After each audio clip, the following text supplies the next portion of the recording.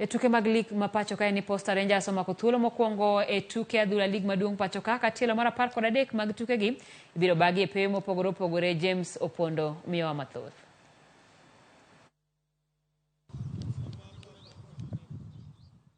Tielo mar 13 mag tuke adhula lig maduong' okayo ka klaba mar Posta Rangers biro rwako klab mar Nairobi City Stars e lap ma Machakos.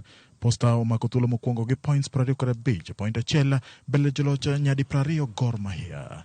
Kocha mar Posta John Kamau nigi geno ni gibiro dhi nyime gi duoko maber e lig kata odoko ne giyudo liet kowuok kuom klab mar Kogalo. The only pressure that we are having is working to achieve our objectives. So the 1 point lead, I think we can still make it even a bigger margin, yeah, because we have the potential to do so.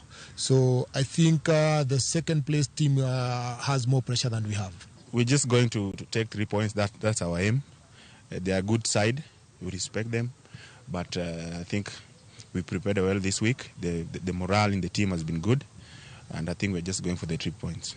Nairobi City Stars komachielo mako thuolo mar 10 gi points 15 bang' tugo tuke 12 e lap mar Raila Odinga Stadium County ma Homa Bay. Klab mar Shabana biro rakore gi klab mar KCB FC Chiko.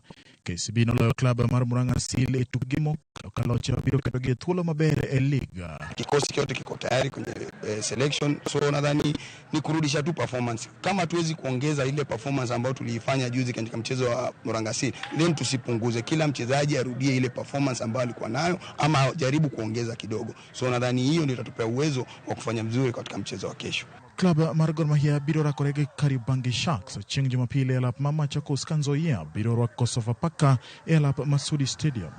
Polisi biro pango Murang'a Seal ka lap ma Buhungu biro bago tugo e kind klab mar Kakamega Homeboys gi Bidco United. James Opondo, Ramogi TV. Tim mar okapu jotugo adek onegi